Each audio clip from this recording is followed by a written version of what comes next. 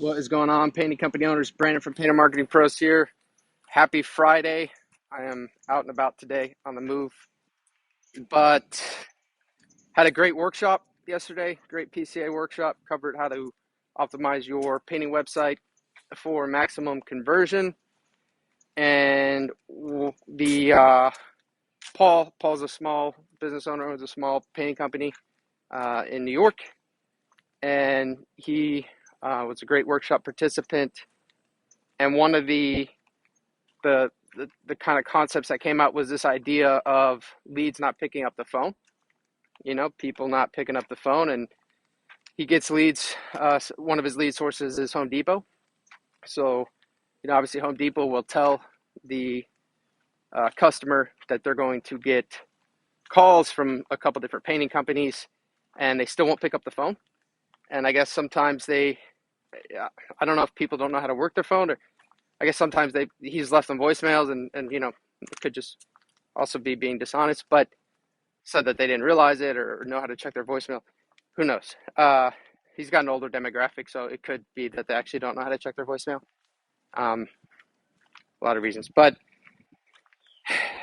one of the things we kind of covered was this idea that a lot of people don't pick up the phone when they don't know the number, right? So even if they've just submitted a contact form, even if they've just given their information to Home Depot, knowing full well that multiple painting companies are going to call them, a lot of times they still won't pick up because they don't know the number. And as a victim myself of many spam calls, I understand that and I respect that, right? A lot of times people don't want to pick up if they don't know who it is because they don't know who's on the other line or if it's spam or whatever. So what we find a lot of success with and how we've built our campaigns and our software that we use, which we also offer as a standalone service offering, as I believe many of you know, is a quick text. So if they don't pick up on the call, you wait about a minute. You preferably want to automate this, but if you're doing it manually, that's fine. And then you shoot them a quick text. Hey Heather, this is Paul. Saw you requested a free estimate from Paul's House Painting. Just wanted to reach out and get that set up for you. Do you want to get that set up now? Right, something helpful, something non-obnoxious, but kind of shows, hey, I'm the guy who just called. I'm not going to keep calling you, but I'm going to shoot you a text message. I'm going to wait a minute, shoot you one text message. And we find for our customers, eight times out of 10, they get a reply to that text. Whereas what Paul has been running into is he calls, they don't answer, waits a couple hours, calls again, they don't answer, calls the next day, they don't answer. If they're the kind of person who's not going to answer a call from a number they don't know, that they're not going to answer the call. You can call them 50 times and they're probably not going to answer. Or if they do, you might not like how they pick up at that point. So, following up with a quick text is really helpful. Text is key.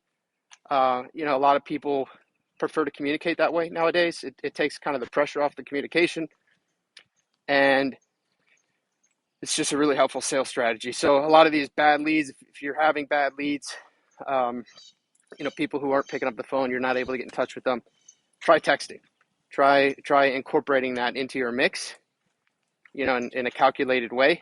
And I think that you will see good results. Also, on an unrelated note, I guess tangentially related note, because it occurred during the workshop, we have been using the phrase 100-pound gorilla, be the 100-pound gorilla in your local service area at Painter Marketing Pros for quite some time.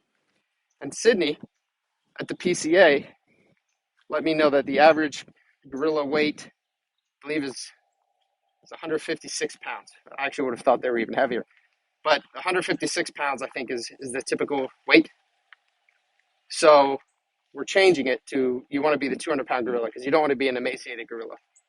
If you're gonna be the gorilla, you want to be a big one. So anyways, that's kind of an aside. You want to be the 200-pound gorilla in your local service area. Happy Friday.